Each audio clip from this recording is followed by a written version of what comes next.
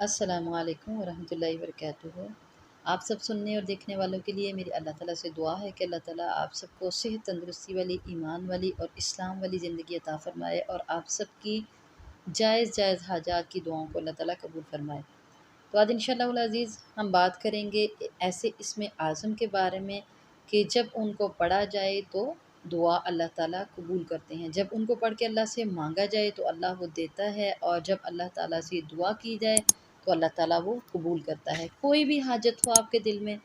کچھ بھی اللہ تعالیٰ سے مانگنا ہے، جو بھی دنیاوی ضروریات، اخروی ضروریات، جب بھی مانگے دنیا اور آخرت دونوں کی بھلائی مانگے، اور دونوں کی ضرورتوں کو مد نظر رکھ کے اللہ سے مانگے۔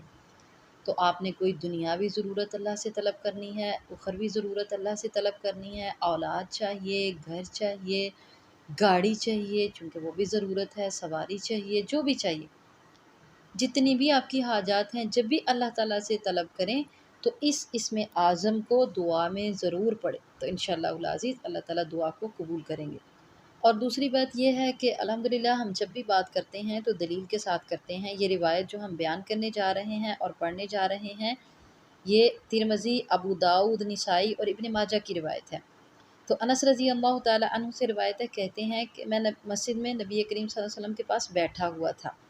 ایک شخص نے نماز پڑھی، یعنی مسجد میں آیا اور آ کر اس نے نماز پڑھی،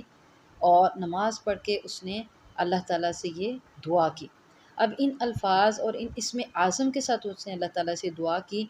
تو جب اس نے دعا کی کر کے فارغ ہوا، نبی کریم صلی اللہ علیہ وسلم نے ارشاد فرمایا کہ اس نے اللہ تعالیٰ سے دعا مانگی ہے نا اس اسم اعظم کے ساتھ، کہ یہ اللہ کو اس قدر پسند ہے، یہ ایسا نام ہے اسم اعظم کہ جب اس کو پڑھ کے اللہ سے دعا مانگی جائے گی تو اللہ تعالیٰ اس دعا کو قبول کرے گا، اور جب ان کو پڑھ کر اللہ تعالیٰ سے سوال کیا جائے گا، کچھ مانگا جائے گا تو اللہ تعالیٰ اس کو دے گا۔ تو یہ بہت پیاری دعا ہے، اسم اعظم ہے، اسم اعظم آپ یاد کر لیں اور ان کو ضرور اپنی دعا میں پڑھا کریں۔ تو وہ اسم اعظم کیا ہے سنیں۔ اللہم انی اسألک بأن لک الحمد،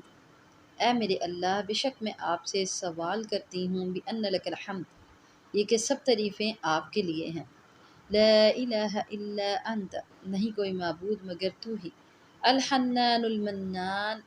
اے بہت بڑے مہربان، المنان دینے والے،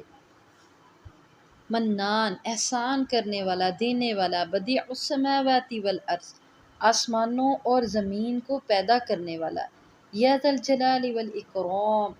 اے بزرگی والے اور بخشش کے مالک، یا حی یا قیوم، اے زندہ اے خبر گیری کرنے والے، اسألک میں آپ سے سوال کرتی ہوں۔ تو اس اسم اعظم کو پڑھ کے اللہ تعالیٰ سے دعا کیا کریں، جب بھی دعا مانگے تو ان کو ضرور ساتھ پڑھیں۔